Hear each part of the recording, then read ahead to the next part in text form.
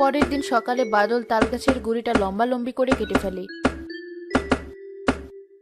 কত দূর হলো তোমাদের কাজ? সারাদিন তো শুধু ঠুকঠুক শব্দই শুনছি। কাজ এগুচ্ছে। তোমার মেয়ের বুদ্ধি দেখে আমি অবাক হয়ে যাচ্ছি।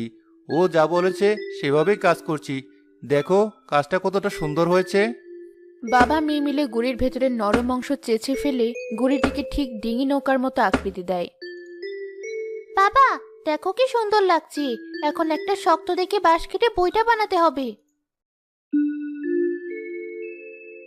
বাহ, এ তো দেখতে বেশ চমৎকার হয়েছে। আর অনেক চওড়া। এটাতে বসতেও ভয় করবে না।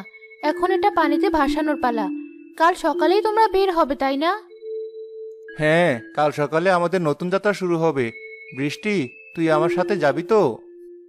অবশ্যই যাব। এ তো আমারও নৌকা। আমি তোমাকে একা ছাড়বো নাকি?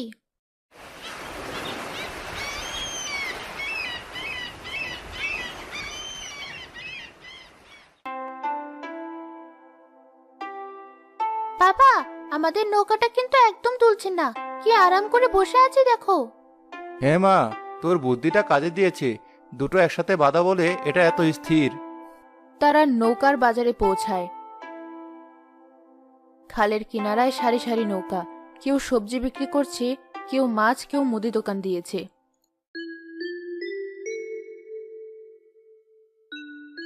বাদল ভাই, এটা কি বানিয়েছো?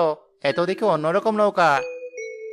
হ্যাঁ ভাই, গরিবের নৌকা আর কি, তাল গাছ দিয়ে বানিয়েছি।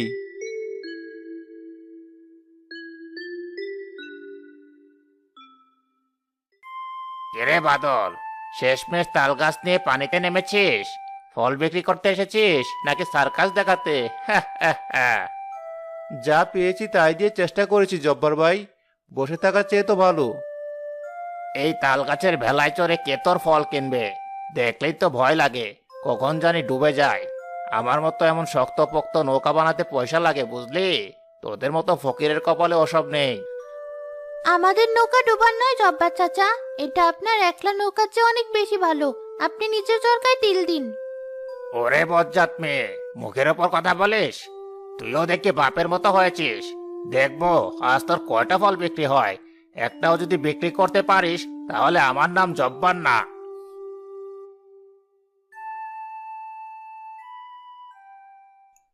দেখলি মা, আসার সাথে সাথে লোকটা কেমন মনটা ভেঙে দিল।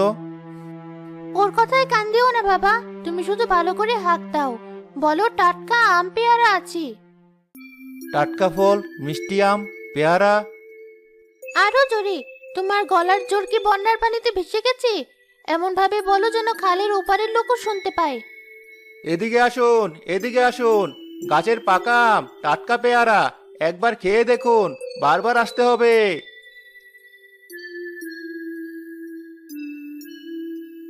বৃষ্টি, তোরা সত্যি সত্যি নৌকা বানিয়ে চলে এসেছিস? আমি তো শুনে বিশ্বাসই করতে পারিনি। কি সুন্দর দেখতে হয়েছে তোদের নৌকাটা। এসো চাচি, এসো। কি নেবে বলো? তোমার জন্য একদম সেরা আমটা রেখেছি।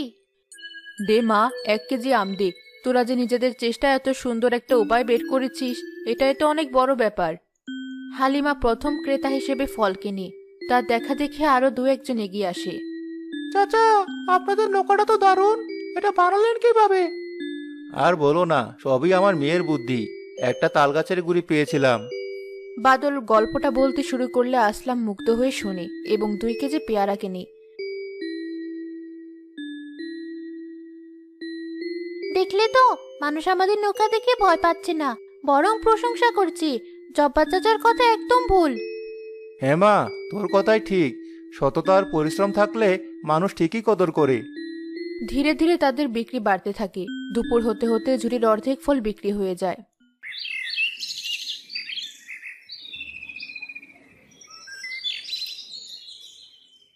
বাবা দেখো, আকাশটা কেমন হয়ে গেল। মনে হচ্ছে ঝড় উঠবে। তাই তো, চল মা, তাড়াতাড়ি বাড়ি ফিরে যাই। আজকের মতো বিক্রি যথেষ্ট হয়েছে। তারা গোছগাছ করার আগে প্রচন্ড বেগে বাতাস বইতে শুরু করে, সাথে মুষলধারে বৃষ্টি। খালের পানিতে বড় বড় ঢেউ ওঠে। ছোট ছোট ডিঙি নৌকাগুলো টালমাটাল করতে থাকে। সবাই সাবধানে থাকো। আমার নৌকার কাছ থেকে সব সরে যাও। ধাক্কা লাগলে কিন্তু আমি দায়ী না।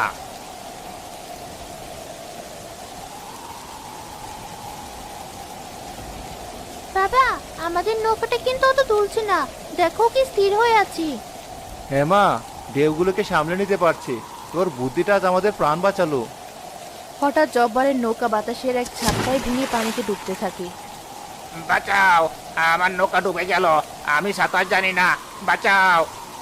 কেউ জব্বারের দিকে এগোয় না। বৃষ্টি, দেখছিস জব্বার তো বিপদে পড়েছে। লোকটা খারাপ হতে পারে, কিন্তু এখন তো তাকে বাঁচানো দরকার। হ্যাঁ বাবা, চলো আমরা এগিয়ে যাই, আমাদের নৌকাটা স্থির আছে, আমরা হয়তো সাহায্য করতে পারবো। ঠিক আছে, তুই শক্ত করে ধরে বস, আমি বইটা নিয়ে ওর নৌকার দিকে ঠেলে নিয়ে যাচ্ছি।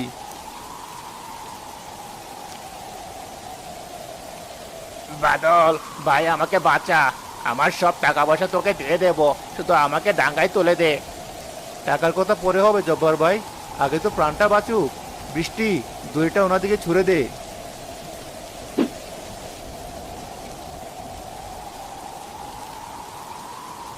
জব্বার ভাই, ধরে ধরে আমাদের নৌকায় চলে আসুন, ভয় পাবেন না, আমাদের নৌকা ডুববে না। তো একটুও দুলছে না, এ তো আমার নৌকার চেয়ে শক্ত। এখন চুপ করে বসে থাকুন, ঝড়টা একটু কমলে আপনাকে পারে পৌঁছে দেব। কিছুক্ষণ পর ঝড়ের বেগ কিছুটা কমে আসলে বাদল জব্বারকে তার বাড়ির ঘাটে পৌঁছে দেয়।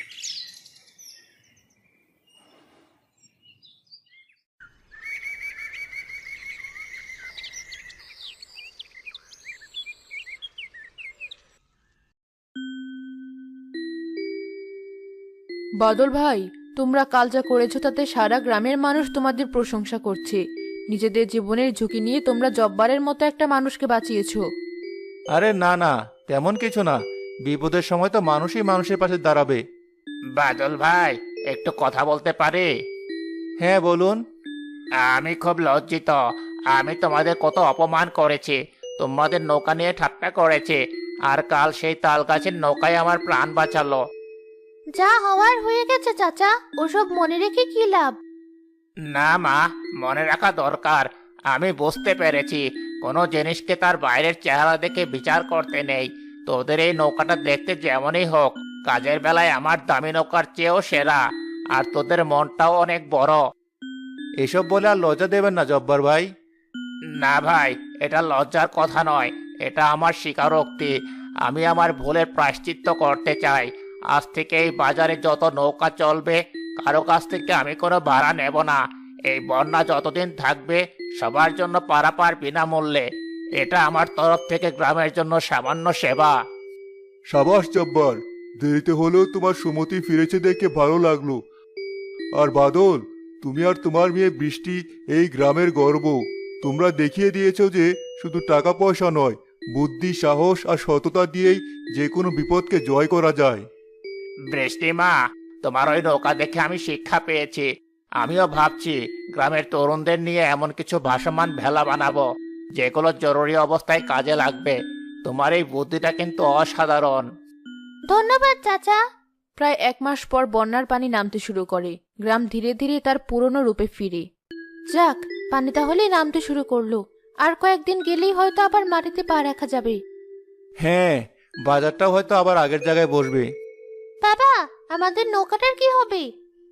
ওটা আমাদের বারান্দার পাশেই তোলা থাকবে। ওটা তো শুধু একটা নৌকা নয় মা, ওটা আমাদের বিপদের দিনে বন্ধু, আমাদের সাহসের প্রতীক। ওটা আমাদের শিখিয়েছে কিভাবে কঠিন সময়ে মাথা উঁচু করে লড়তে হয়। ঠিকই বলেছ, এই বন্যার পানিতে আমরা অনেক কিছু হারিয়েছি, কিন্তু অনেক কিছু পেয়েছিও। মানুষের ভালোবাসা, সম্মান আর বৃষ্টির মতো এমন বুদ্ধিমত্তা একটা মেয়ে যে আমাদের আছে, সেটা বুঝতে পেরেছি। আমার বৃষ্টিমা তো একটা রত্ন। যখন আবার সব স্বাভাবিক হয়ে যাবে, আমরা আমাদের ফলের দোকানটা আবার নতুন করে সাজাবো।